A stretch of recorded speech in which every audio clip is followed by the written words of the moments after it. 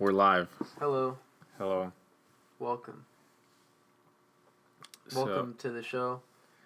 I lost count of what number this is, but this is our New Year special. We are finally back after a few months. This is for the viewers. Yes.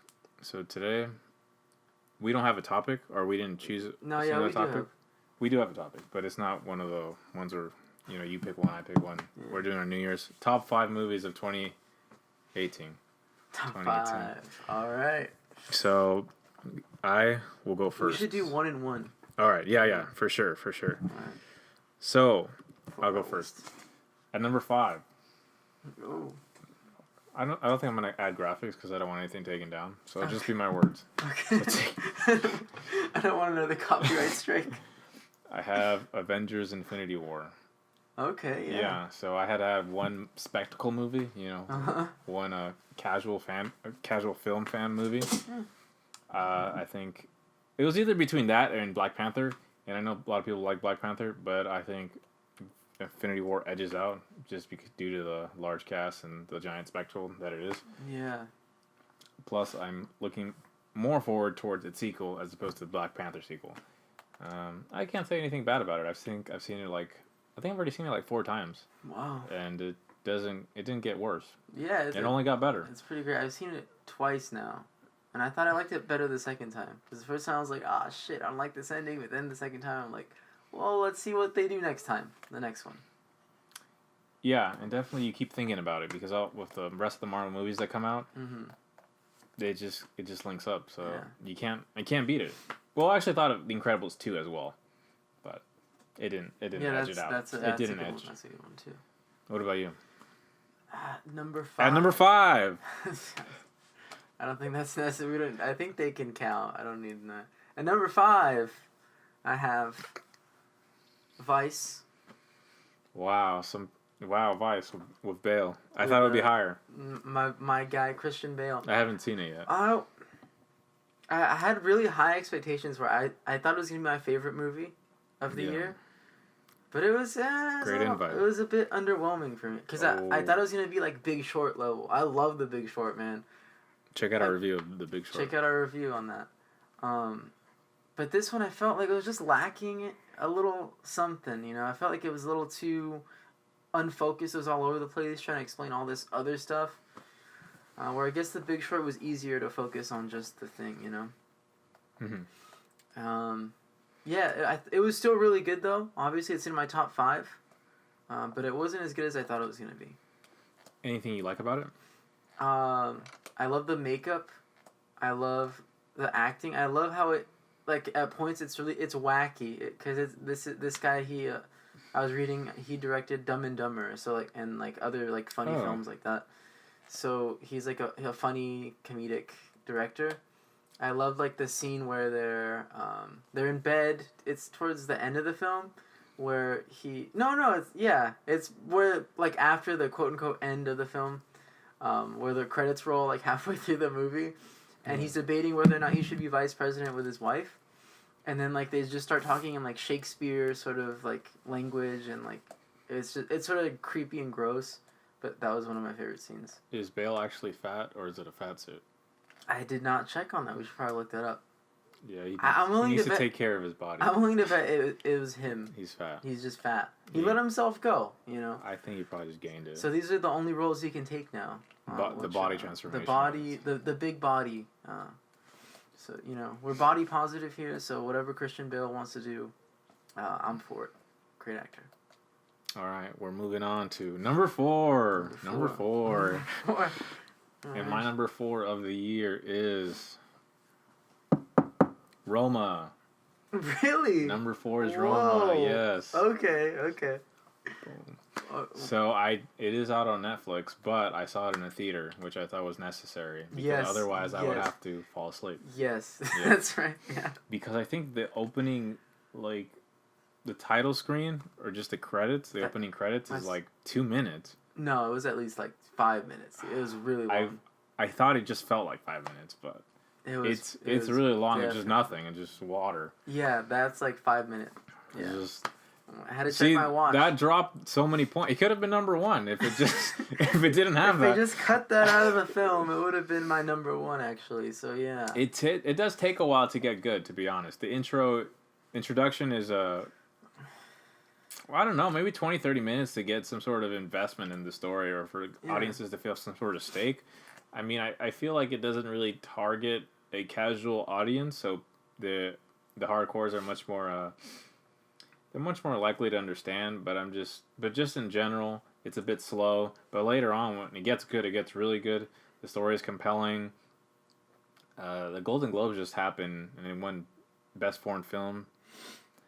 I think it could have been nominated in just regular film, but I guess it's a good marketing strategy because it is a. Hell yeah, that was a great idea by the. It'd be less competitive that way, and he's already a giant name as it is. So great film, strong film, slow beginning. What is your number 4? Number 4. Are you ready for this? You're not showing. Number 4. Sorry to Bother You. Oh. Did you see that? I didn't see that one. You did not see that one? I didn't see that one.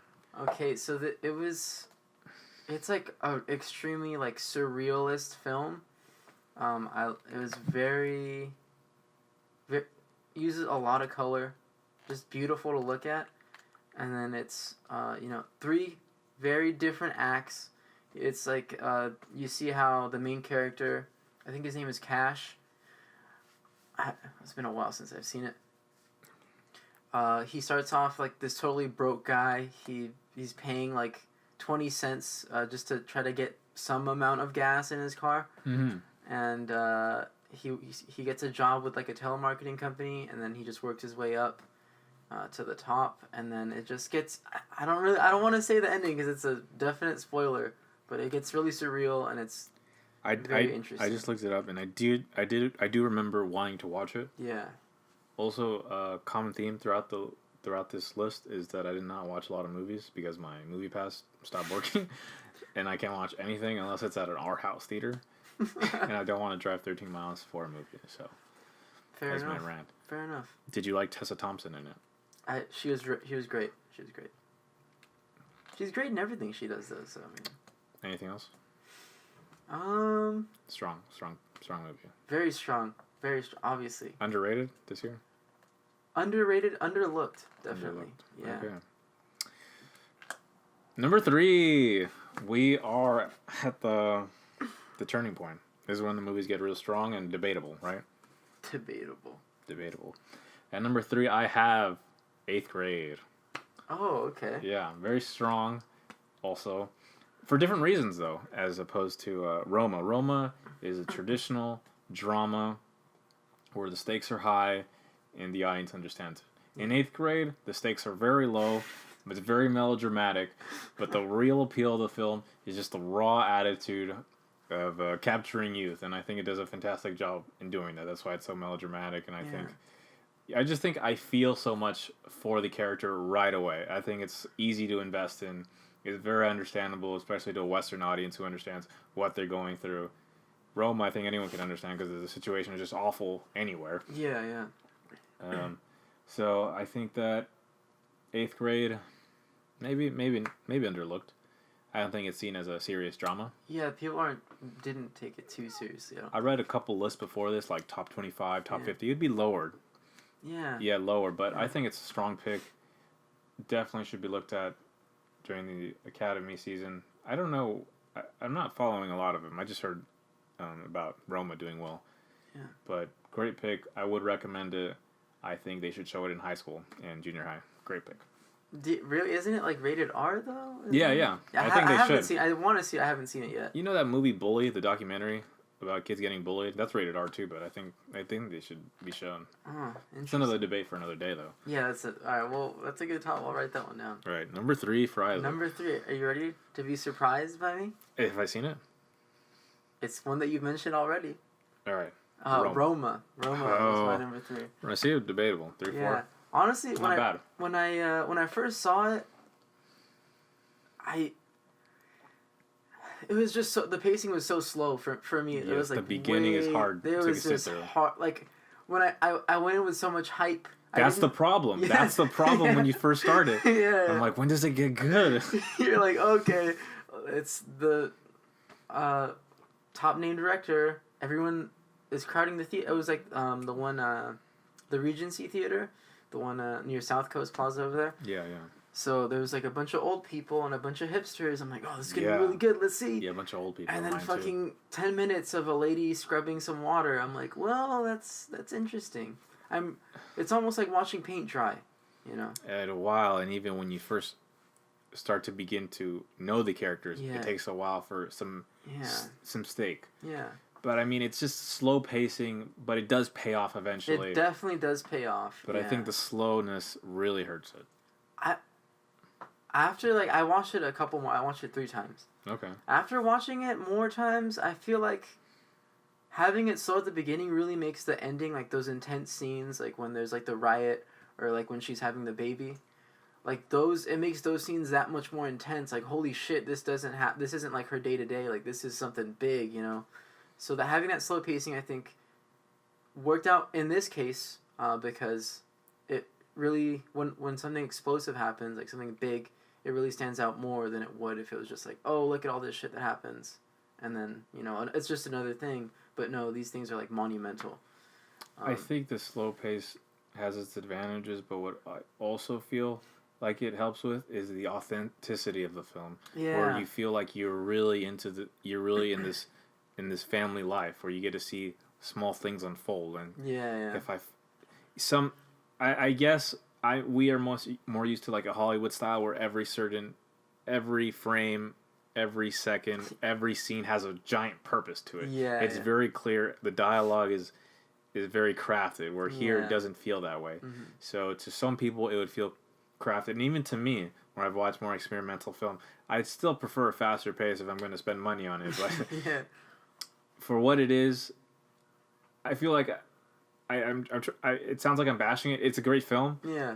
It's just you have to be critical of small things. Yeah. Otherwise, you're just going to be praising it. Yeah, right? You're right. Yeah.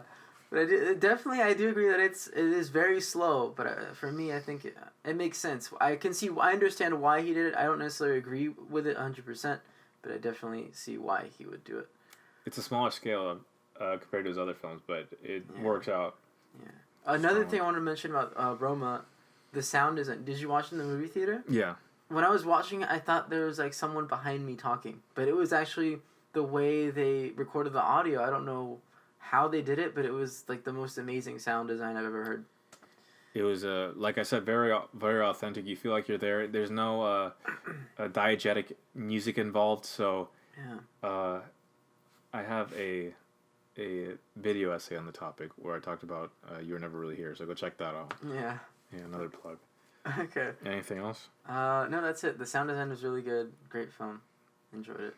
Hated it at first, though. I did not like it. The first screening. Then you watched it again? And then I watched it again and I was like, oh, it's actually good. They just hyped it up too much.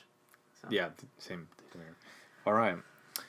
At number two, big two. So I debated between these two. They go back and forth, but I think right now it's set in stone. Mm-hmm. But maybe 20 years, I will change my mind. Okay. Yeah, number 2, I have Isaac to thank for this. Mid-90s has made it to my number 2. Hell yeah. Okay. So mid-90s, same praise as a Roman. The authenticity of it, it feels very raw. They really have people who are supposed to be young in the movie as opposed to, you know, high school. Like in Greece, the high schoolers are like 40 years old. Yeah. So I love the film. 3x4 framing or the 3x4 choice kind of really threw me off, but after a while I was like, okay, I get it. It makes sense. We're throwing back in this period. I just thought when I think 3x4, I think of like those crappy old movies that they show on like local access television stations. Yeah. So I was upset at first because I kind of work at those, and then whenever I see that framing, I'm like, oh, it's not going to be a good movie. So that's just my perspective. I'm over it by now. Jonah Hill makes a great directorial debut. The kid who stars in it, I forgot his name. He also played another kid I can't remember. It's Kratos' son in the God of War video game. He was the voice for that, right? Okay, yeah. That's awesome. He did a great job in that too. So he's super young, super talented. That's cool. Yeah, it threw me for a loop. I think it's a strong movie. I don't think people are really talking about it just because it's not a serious topic. It's just skateboarders, nostalgic, but great pick. Yeah. All right. Thank you, Isaac. Oh yeah, for sure. Number 2 for Isaac. My number 2 is mid-90s also. Oh yeah. But what I do want to bring up is that I saw it. I've seen it twice now. Only once for me. Yeah, I've seen it twice. I think it's a lot more serious than it lets on. Yeah. Because most people think, oh, it's just like a bunch of skater kids about this kid who just finds out he likes skating. But like you really see like how like he does like the self-harm thing a lot, and like the really bad relationship he has with his brother, and like all the domestic violence and stuff like that, and how it like really gets to this little kid. I'm like, wow, like I didn't think you could balance these two things, but he somehow did it, because it was still lighthearted in the jokes and like really immature with the jokes, but it was also mature in the sense that like he really showed like the raw like emotions that these characters had, and I thought it was amazing. It was really good. Important to note in all those scenes where you're talking about self-harm and where he fights his brother, no diegetic music available there either. So you just hit with the rawness of those scenes, and nothing's distracting you, and it just hits you in the face of it. There's no escaping it, and I think those sort of movies you have to embrace. Yeah. Very, very true to life. It was really amazing. Yeah. But was not bothered by the ending. I think it was a nice way to cap it off. The ending, I didn't like the ending. I think that's what keeps it from being my number 1. The ending, I thought it was like, I feel like that's a little staged. Yeah. It was a little staged. I think it's true to the character who made it. Yeah, that's for sure. I feel like I'm a big fan of melodramatic endings. So when he left there, I thought that's perfect. If I was making a movie, I think I'd close it off something similar to that. Yeah. Anything else? Great movie. Go watch it. Yeah, and like some of the lines that some of the characters said, like like when the main character, I forget his name. I call him Sunburn. His nickname. He hooks up with that girl, and then he like immediately goes out and he tells the guys, he's like, oh yeah, I totally made out with this girl, and like she let me put 2 fingers in her.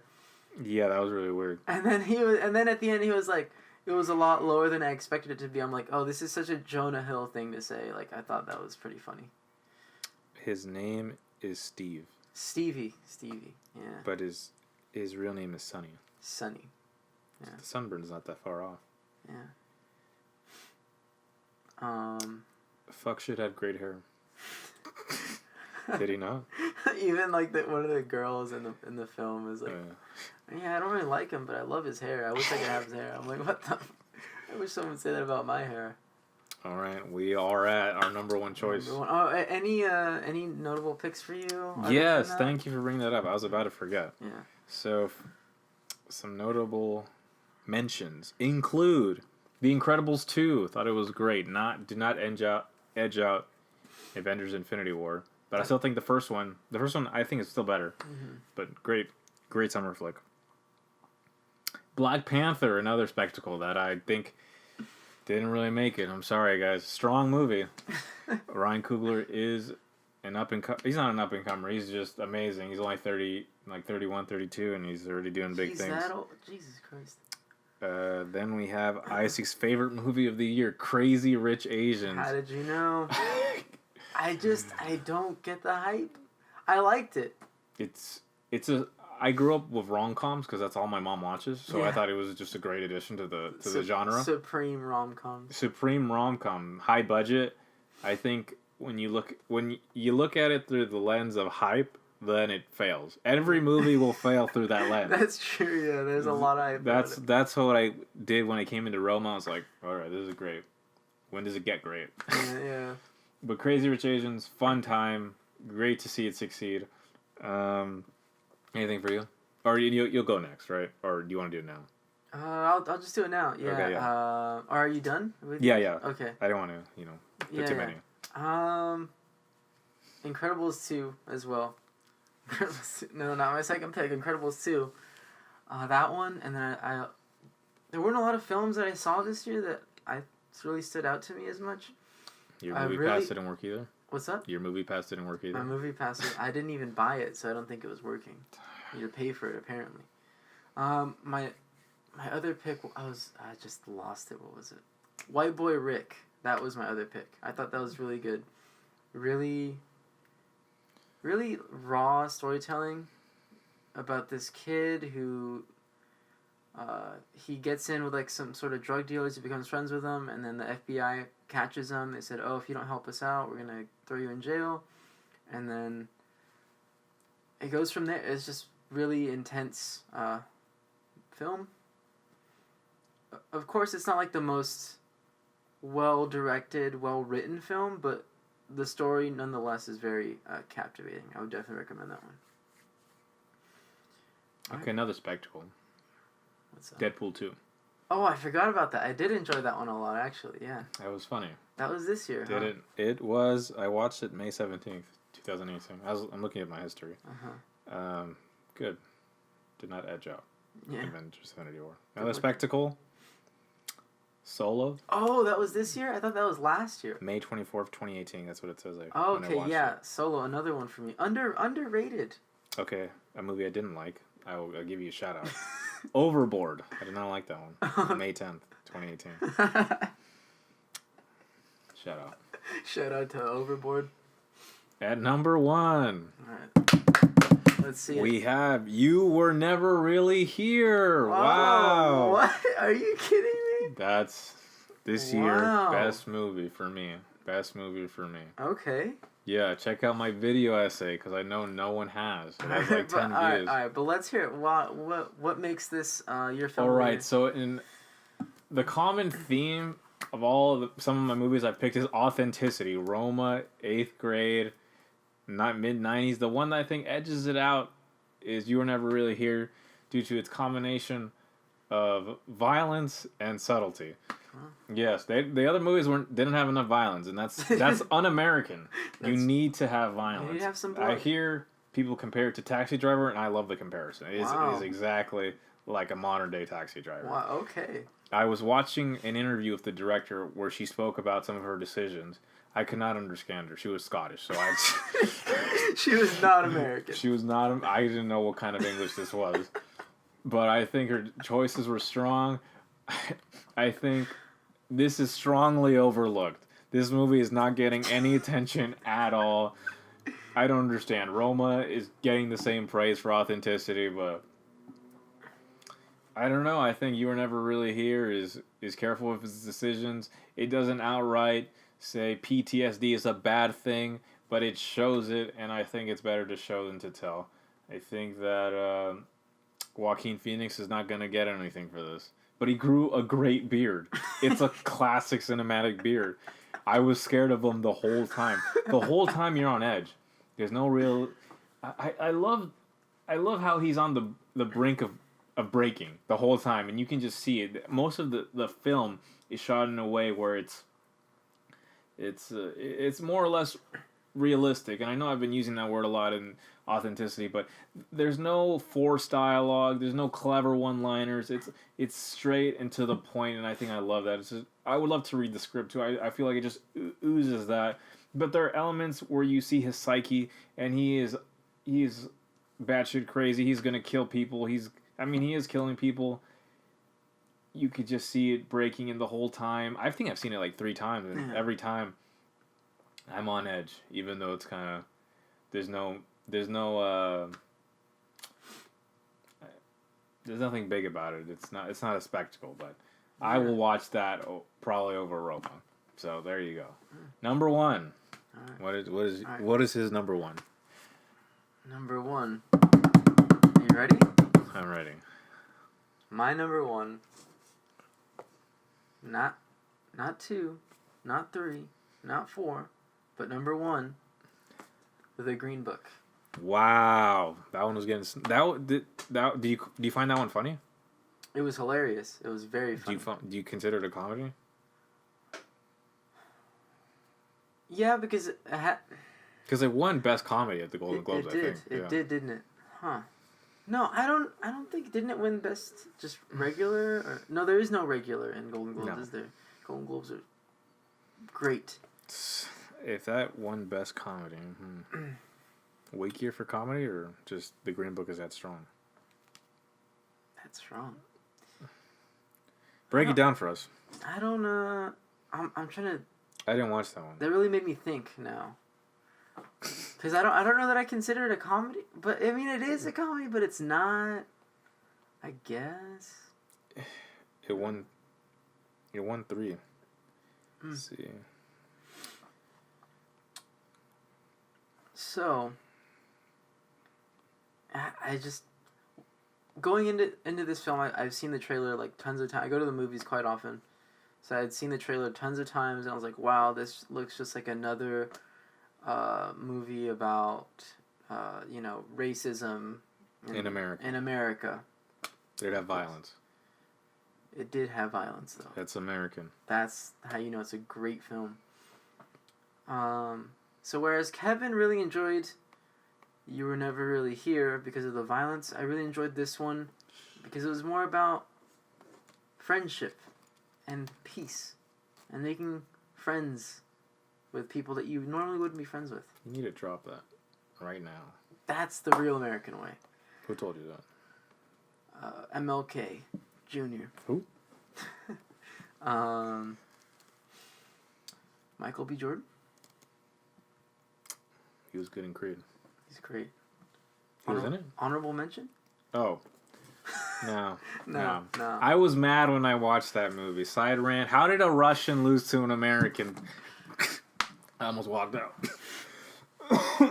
It's the dumbest thing ever. Wait, the Russian guy won? No, he lost. Oh, how? Exactly. Yeah, but like, as soon as I watched the film, it was a lot more well made than I thought it was going to be. It had very amazing production value. The writing was perfect. Viggo Mortensen he nailed his character, like, wow, amazingly done. Just his inflection, the way he spoke, he's talking like a real.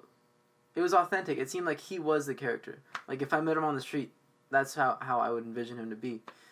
And then, as the film progresses, you see, of course, it's about racism, but it's not just about the racism. It's about the classism, and then I guess like the self-selection into being, for the Viggo Mortensen's character, how he chooses to be, like lower class when he really could be more than that, because he's held in higher esteem by certain people in the film. I don't want to give too much away. So yeah, it goes into a little bit of classism, racism, and then just the friendship that they have. Just, it's beautiful. Really well made, well written. Of course, amazing bouts of comedy, but it's not without, of course, it's bouts of drama. Some rough scenes in there. Really powerful film, though. I think everyone should give it a listen. A look, rather. You can listen to it, too, I'm sure. It won the Golden Globes. It won Best Screenplay. It won Best Performance by an Actor in a Supporting Role in any motion picture. Ooh. And it won, as mentioned earlier, Best Motion Picture, Musical or Comedy. It edged out Crazy Rich Asians. Of course. And Mary Poppins. Mary Poppins? What? Come on. It edged out Vice. Vice was a comedy? That's what it says here. Oh, yeah, it was pretty funny. It's pretty funny. Not funny enough to get to number 1. Yeah. Definitely give that one a look. My favorite film of the year. He's going to release a video essay on it. I'll release a video essay on it. Not. So thank you for hearing out my topics. Any last minute words here? So we're in the... Not the greatest year, but some strong contenders. Yeah, I feel like not that strong. 2017 was better, right? Maybe 2019 will edge it out. Are there any films that you're looking forward to this year? Once Upon a Time in Hollywood. I think it's supposed to be Tarantino's last one. That's the one that I was... That's the one. Avengers Endgame. Spectacle. Another one. New Mutants horror movie in the X-Men franchise. Huh. So that should be looking forward fun. to those. Yeah, I was thinking about the other two. Oh. All right, I guess that's it for now. All right. We'll see you later. Good Bye. night.